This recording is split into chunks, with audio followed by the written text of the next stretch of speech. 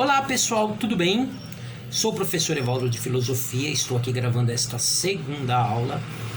Agora, para todos, né? Já existe uma primeira aula, uma videoaula que está gravada lá no Google Classroom, inclusive com atividades para todos responderem, ok? Nesta primeira aula eu falo sobre o que é a postura filosófica, que a postura filosófica está ligada a uma sensação de insatisfação para com as coisas, para com as respostas, para com tudo aquilo que é colocado, para com tudo aquilo que é posto como verdade última, como palavra final, né? Então, a filosofia, ela questiona tudo, ela vem do âmago de questionar, né? Esse é o espírito da filosofia, é o espírito do questionamento, da dúvida, né? Ela não aceita respostas prontas, respostas finais. E esta postura, ela acaba sendo permeada por toda a nossa existência, no sentido em que a postura filosófica, ela não só é uma insatisfação perante as respostas, mas ela é uma insatisfação perante os sistemas, né? Então, por que é assim? Por que tem que ser assim? Por que não pode ser melhor? Então, esta é a postura filosófica, ok? É uma postura de insatisfação diante de tudo que se coloca. Porque a filosofia sempre vê o além.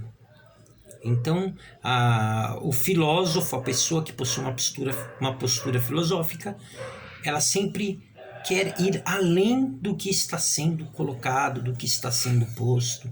Ela tem uma postura de insatisfação constante. Isso faz com que ela progrida, isso faz com que ela vá além, com que ela rompa os limites que haviam sido colocados, ok? Por isso que nós podemos dizer que ela é o espírito da ciência, né?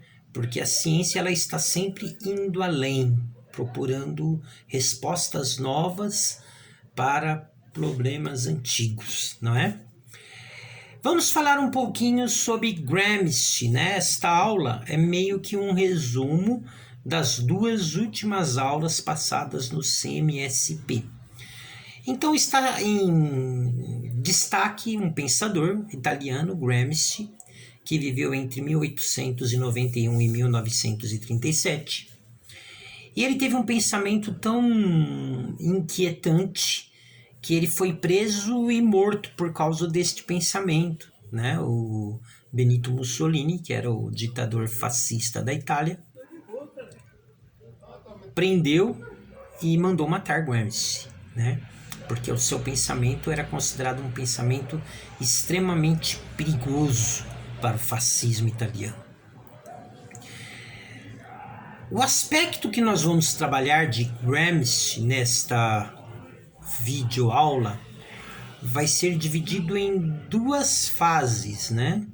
E vai seguir bem assim o espírito filosófico, porque na primeira parte da aula nós vamos lidar com uma suposta afirmação dele. E na segunda parte da aula nós vamos lidar com o questionamento a respeito dessa suposta afirmação. Ou seja, primeiro ele afirma, depois ele questiona.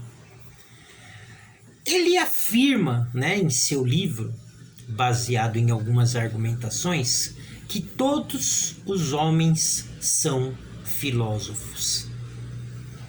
Afirmação forte, hein? Será que você entende assim também? Você se considera um filósofo? Você acha que você está rodeado por filósofos? Você acha que a nossa sociedade é uma sociedade filosófica, né? Então, em que sentido que Gramsci ele afirma, ele ousa afirmar, para depois ousar a questionar a afirmação? Primeiro ele afirma que todos os homens são filósofos, e qual a argumentação que ele utiliza para fazer esta afirmação? Primeira coisa que ele vai dizer é que nós somos filósofos porque a nossa linguagem está carregada de filosofia. Isso é verdade, tá?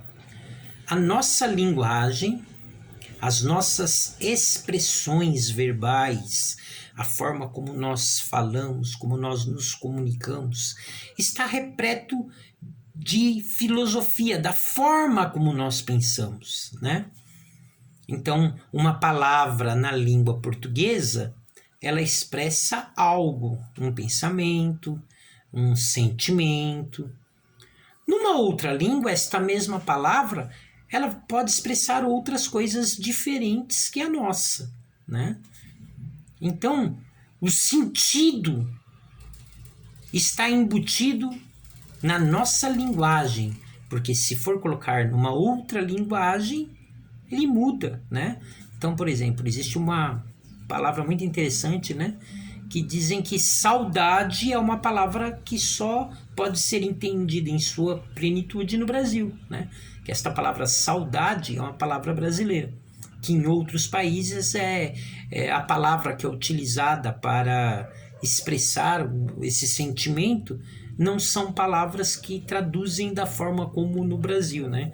Então, muito se fala que saudade é uma expressão brasileira. Ou seja, que carrega uma forma de pensar, um modo de pensamento, uma expressão filosófica. Então, a linguagem, ela carrega filosofia.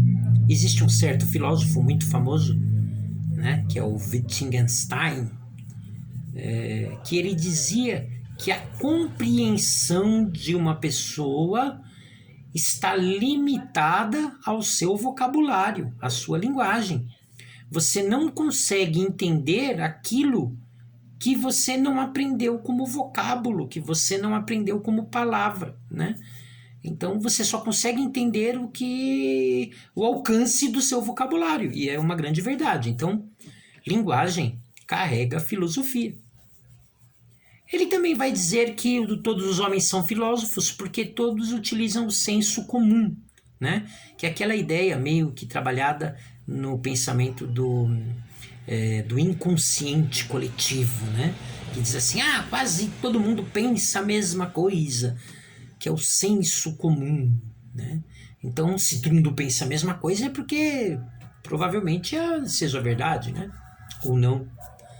Mas então o senso comum carrega uma expressão filosófica, uma forma de pensar, uma proposta de pensamento.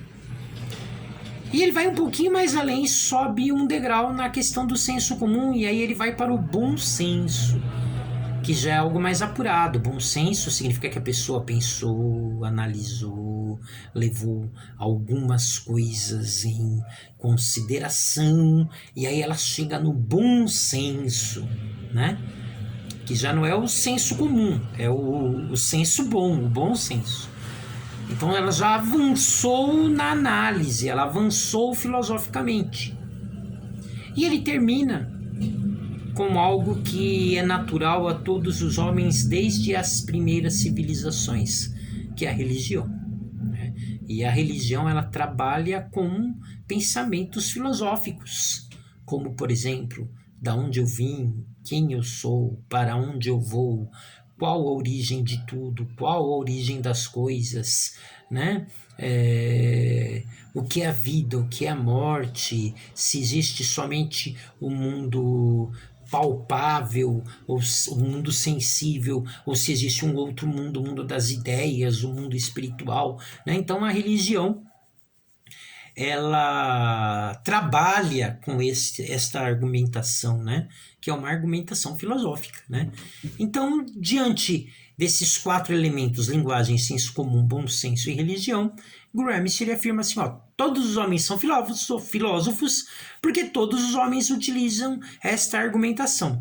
Ok, né? Realmente nós podemos dizer, baseado nesses 4 aspectos, que Gramsci, quando ele diz que todos os homens são filósofos, ele está pautado em argumentações que são bastante consistentes.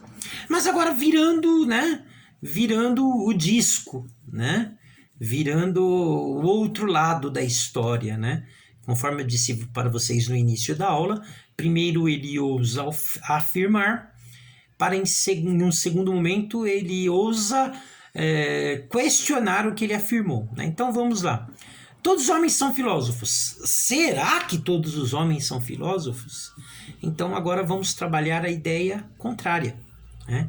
Então, segundo Gramsci, por que ao mesmo tempo que todos os homens eles utilizam conceitos filosóficos, por que é muito radical, é algo muito... sabe, você está querendo acrescentar muito, dizendo que todos os homens são filósofos. Porque para que haja verdadeira filosofia, é necessário que haja um rigor lógico, ou seja, não pode ser um pensamento despretensioso e nem algo somente num segundo plano, não pode ser algo parcial, tem que ter um rigor, tem que ter um exercício sério, tem que ter uma aplicação séria, né? Então, para você filosofar de verdade, tem que ter esforço, tem que ter aplicação, né? Não é de qualquer forma que você filosofa, né? O segundo aspecto tem que ter coerência. Então, eu não posso, filosofando, afirmar coisas que são incoerentes.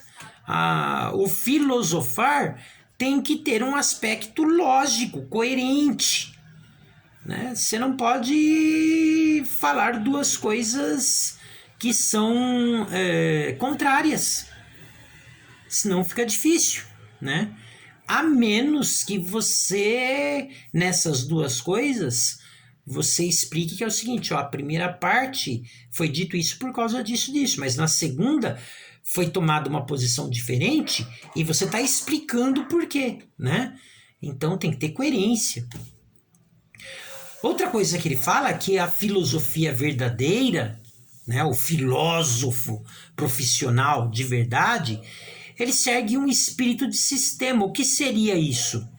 Existe uma sequência lógica de questionamentos a ser colocado e você não pode pular nenhum, tá? Então tem uma sequência, um espírito de sistema. Então, para eu conseguir, tem que ter uma base sistemática, tem que ter uma sequência no questionamento. Eu não posso, eu questiono isso e aquilo não, aquilo sim, aquilo não, né? Isso sim, aquilo não. Não, tem que ser, tem que ter uma base. Tem que ter uma regra. Tem que ter um espírito de sistema. Aquilo que eu utilizei para questionar uma outra coisa, eu tenho que usar aqui também. Aquilo que eu uso aqui, eu vou usar naquela outra coisa. Eu não posso ser imparcial, né? Quer dizer, eu não posso ser parcial. Eu tenho que ser imparcial. Eu não posso, neste caso, eu vou abrir mão de colocar tal análise. Não, tudo deve ser analisado igualmente. E a última coisa que ele coloca é a respeito do conhecimento da história do pensamento. Por quê? Porque a maioria dos questionamentos já foram feitos, né? Então, muitas vezes nós pensamos assim, nossa, ninguém nunca pensou isso. E é um grande engano nosso, né? A filosofia ela já tem aí mais de 2000 anos de existência, questionando várias coisas, tanto que é separada em aspectos. Então tem filosofia da religião, filosofia do conhecimento, filosofia da linguagem, né? Então, vários aspectos científicos e da vida já foram questionados, pensados, né? Existe uma vasta coleção de pensamento registrados a respeito de quase todos os assuntos. Então, para mim filosofar, eu preciso conhecer aquilo que foi escrito antes. Senão eu corro o risco de afirmar aquilo que já foi afirmar né? E pior, afirmar aquilo que já foi inclusive afirmado e negado, né? Então, o filósofo profissional que utiliza aquela filosofia científica, né? Esse eu não posso dizer que todos são filósofos, né? Então, para terminar a aula, nós podemos dizer o seguinte, olha, todos os homens utilizam basicamente uma forma filosófica, né? Na linguagem, no senso comum, no bom senso, na religião. Então nós estamos permeados pela filosofia. A filosofia ela nos envolve, não tem como nós estarmos livres dela. Então, nesse aspecto mais simples, mais pueril, né? Todos são filósofos nesse sentido, no sentido em que todos utilizam filosofia. Mas, por outro lado, o verdadeiro filósofo, ele segue algumas regras, alguns sistemas que lhe são próprios. Então, nós somos filósofos no aspecto mais simples, mais pueril, no aspecto em que nós utilizamos a filosofia. Mas dentro de uma perspectiva mais sistemática, mais acadêmica, nessa nós não podemos ser considerados filósofos, tá? Então, usamos da filosofia, porém, na maioria das vezes, de forma errada. Mas mesmo assim, utilizamos ela, tá bom? Então, era sobre isso que a gente queria dizer, tá? Quem não entendeu assim, eu tentei aqui dar um conteúdo melhor, né? Uma explicação melhor a respeito das duas aulas do CMSP. Então, são 16 minutos de aula, ó. São 2 aulas do CMSP que eu tentei aqui dar um resumo para vocês, ok? As 2 aulas do CMSP estão lá, esta videoaula está aqui e eu estou à disposição para tirar dúvidas de vocês via Google Classroom, via o próprio WhatsApp, tá bom? Então, até mais, até a próxima aula. Isso é filosofia, hein? Primeiro afirma, depois questiona. Até mais, até a próxima aula.